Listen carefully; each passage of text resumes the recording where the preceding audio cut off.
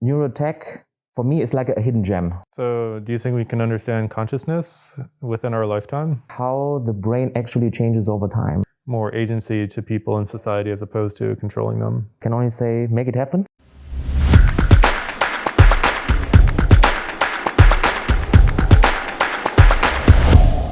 Welcome to the IDUN Technologies Podcast. My name is Mark Melnikovich. I'm an application engineer here by IDUN, where we develop brain interface technologies and electrodes. And today I'm joined by Cao, our head data scientist.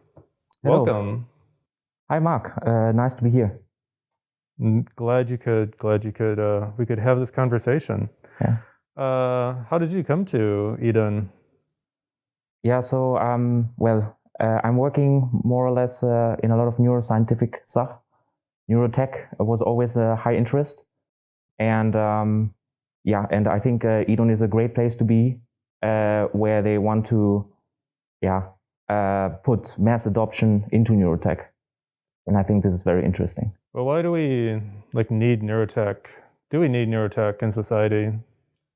Well, I think right now how most of the things that we have right now is a lot of wearables, right? For example, we measure the heart rate and everything. So we are putting all the physiological signals that we have in order to understand ourselves much better, right? But of course, it's not only the body that is important, but also our brain.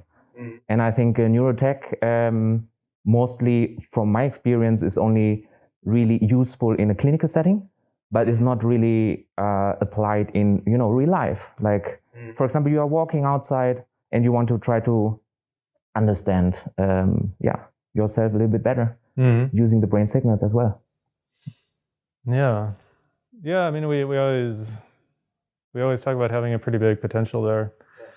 And I mean, as a neuroscientist, data scientist, what is that? What is data science actually? Because it's always thrown around for the past couple of years as a job title, and many people don't know what that actually means. Yeah. So my definition of a data science or a data scientist you want to try to understand the data behind, right, in any domain. And recently there was also a lot of more data coming into, and someone has to make sense of this data, right? And for example, as now with these things that IDUN is doing with the brain data, there is a difference between like having small data and having like big data. But trying to make sense of small data is not easy, and that's why it's not only about making sense of the data itself, but also trying to understand the whole data pipeline. And that's what data science is very useful and good. Yeah. And you're sort of like helping to build up everything almost from the ground level. Yeah. So you joined basically maybe a month and a half ago, depending on, you were first part-time and now you're full-time. And so what are the challenges that you see, like building these types of neurotechnology products from the data pipeline, from this level which no one actually ever sees whenever they're using products? So for example, here at IDUN, what I realized is what is very cool and amazing is that you start from the hardware, right? So there is a very strong link with the hardware team in order to understand what we actually measure. And from these, I also see there is a lot of challenges inside, because you cannot expect to have the highest quality of data that you can have, but you still have to try to identify what you can get out of the data at the end of the day. Yeah. So what's like really exciting for you? Like what impact do you want to have in neurotechnology right now? Or let's say over the next 5 years? Yeah. I would say neurotech, for me, is like a hidden gem. It's like kind of it has always been there. It's not like we are starting to do neurotech right now, but it was always a little bit here and there, right? With all the events that they are out. Well, even EEG, I mean, isn't it like a 50-year-old technology technically? Exactly. Yeah, exactly. And I mean, if you think about most of the time, it's only research related, right? Where we have like very controlled environments to get the best signal. But I think you can make much more out of it. I mean, there are so many use cases where you can use the brain signals, the EEG, in order to, use it in different industries. But we always see there's always cool publications coming out where someone is talking about EEG and mental health, or EEG and this or that use case. Like, what are the challenges that you see in actually going from laboratory to real world impacts for people? Well, yeah, I think trying to, I mean, if we just think about the costs, right? When I think about, for example, in a laboratory, the equipment is super expensive, right? And I mean, for example, we would like the user to, or anyone to use this device, usually cannot afford it, right? Or, I mean, the integration about how complex the whole equipment looks like, having a cap, I mean, this doesn't look good. But for example, a little bit of more comfort and flexibility in wearing such device where you have the EEG sensor inside. Yeah, I think this makes the thing much more and more appealing. Yeah, I mean, I've put on EEG caps in a laboratory environment with gel and 32 or 64 electrodes. And it's a bit of a hassle to even set up the experiment before you can even start to gather data, before you can even start to run an experiment. And this, so like, how do we scale then Neurotech? What do we have to do? Like, what are the next steps, do you think? Yeah, so for IDUN, for example, I mean, as I've said before, the advantage is to have the hardware. And sure, we are also working on the software side right now, to having all the pipelines, so to really have a development kit in the end. To make it more scalable, I would say, is to find the sweet spot between putting all the software and the hardware together in a compact way, such that anyone out there can use it at a good cost, I would say. So what do you imagine they would use it for? Like, what problems do you really want to solve with neurotechnology, or what do you want to give to society? So, I mean, I've thought about some use cases where it's applicable in a sense. For example, having that kind of a brain signal monitoring device where you can measure EEG over longer periods of time, right? Because thinking about the laboratory again, having a controlled environment where you only measure particularly the brain signals at that moment, right? And that's for like, what, 30 minutes maybe for a lab session? Exactly, yeah, something like that. But what if we have a device that can measure the brain signals over longer periods of time? I'm not talking about one day, but I'm talking about weeks, months, or years. And maybe, I mean, for example, in the therapeutic side, right? Let's say you are taking a drug, from a pharmaceutical perspective,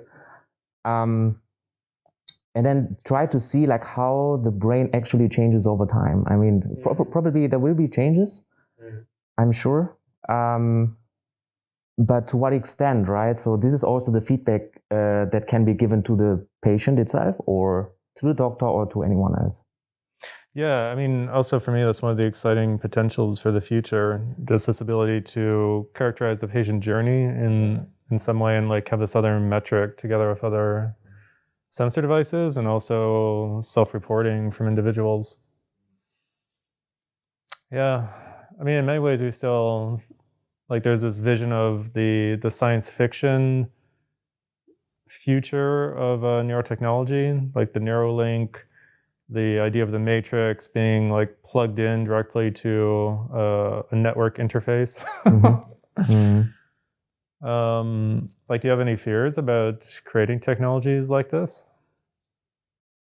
I mean, when I first heard about Neuralink's project, I have to say, as a neuroscientist, it sounds like super exciting, right? I mean, the possibility that you can actually use this technology, I mean, the possibility, it's really not science fiction anymore. It's like crazy. real. But of course, it is kind of scary if you think about there is something in the brain, but for some people, it may be very useful. Yeah. But I don't think that this kind of technology will be, a generalized thing for everyone, like for everyday use. I cannot imagine that. You mean for a Neuralink, like an actual like physical implant in the brain?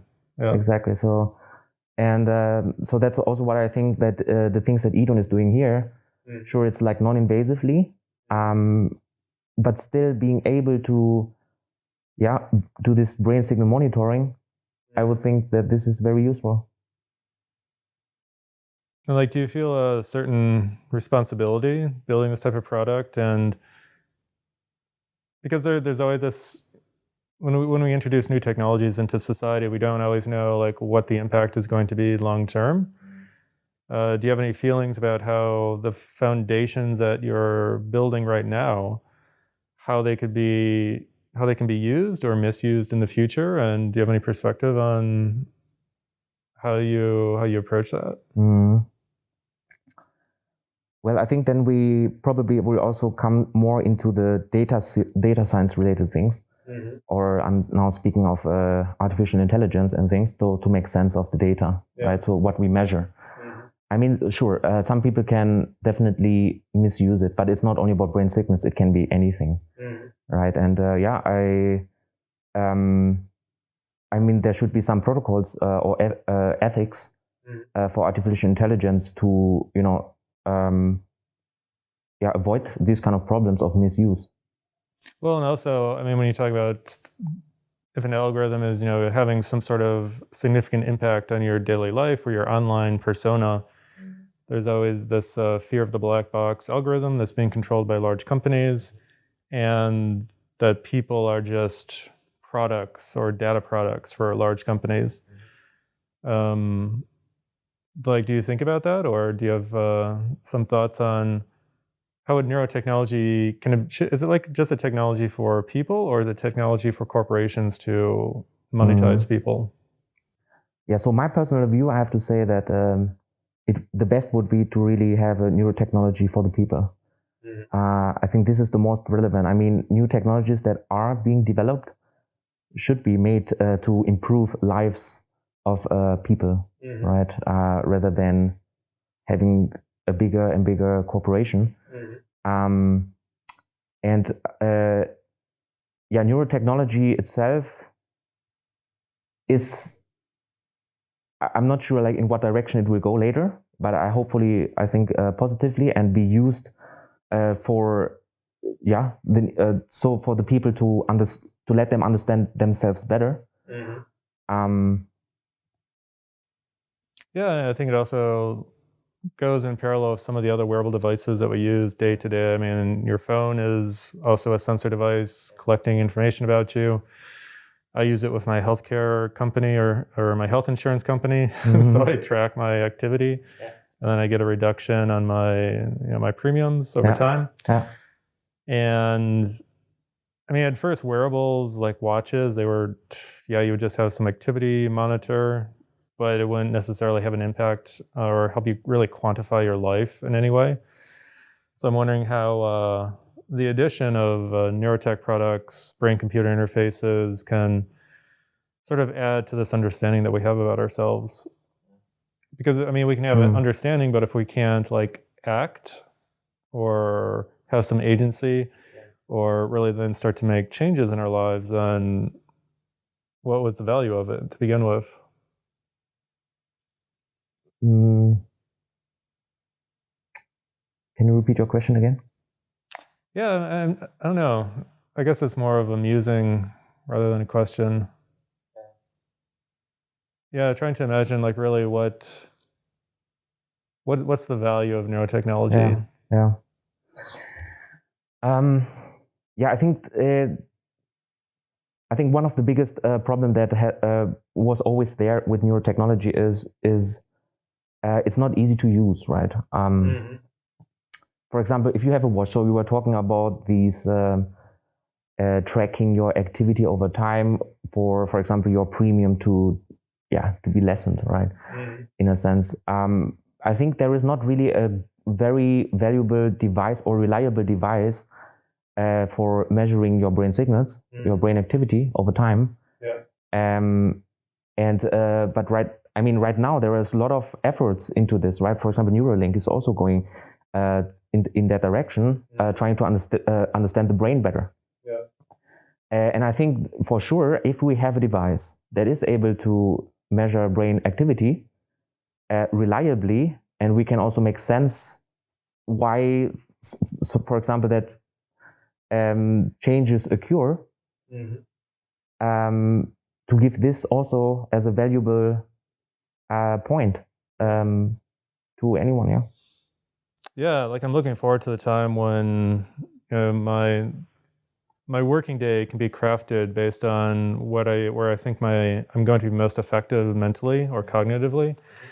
So I can also structure, for example, like a design thinking exercise at this time of the week, because I've seen from my recurrent patterns that I'm probably going to be at the optimal, like, creative point in my week on Thursday, sometime in the morning. So I'm really looking forward to that type of use case personally. And then also just cognitively, like, having this other interface with the world for me has always just been fascinating. So what's one of do you have any, like, what are some of the influences that you've had growing up that have affected the course that you've taken in life? You mean towards neurotechnology, or like in general? Sure.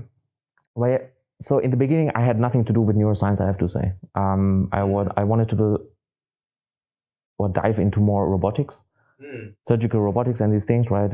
I think it's just cool. But then I realized, hey, the brain is also something super unexplored. And I mean, there's tons of research going on trying to understand the brain, but there is a lot of missing pieces within that. And I wanted to make use of what I've learned in, for example, neuroscience, to understand the brain and use this information to create new technology that is useful for people, and that can, bring change. I mean, we can talk about, for example, mental health issues. I mean, sure, you can have like a tracker on your hand here, but still there is like something unconsciously that we don't really understand yet, but would like to understand. So do you think we can understand consciousness within our lifetime? Well, that would be great if we could.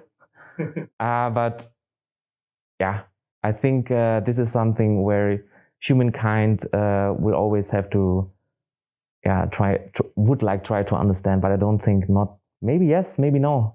There's always someone brilliant up there who has this brilliant idea at a certain time and pushing the field in many steps further. Yeah, sure. Yeah, I mean, it goes back like to human history, I guess, trying to understand who we are as a people in society, and then personally who we are as a person. Yeah. And we have so many movies about like dystopian futures. We have they're great because they sort of act as this warning to help us ask questions, I think, before building new things. But somehow I always have more of an optimistic future about neurotech, that it can be something which is like giving more agency to people in society as opposed to controlling them. Yeah. So what are your plans for 2021 at IDUN? What do you want to achieve? Well, so actually my super wish would be here at IDUN, to, let's say, give the first steps into mass adoption of the EEG signal. So this is something where I would really like to put efforts in. And I think it's not only interesting, but I also feel it's very valuable for any future endeavors for future technology, probably. So the work that we are doing here, really trying to go from the raw data that we have and then putting it into the cloud. And then, trying to understand the infrastructure about how the data will be processed and analyzed and making sense out of it. Yeah. I mean, it's weird, like working in a startup, you're kind of going in stages until you achieve a certain milestone where you can then get more funding, or you can acquire customers and you can start to scale your business.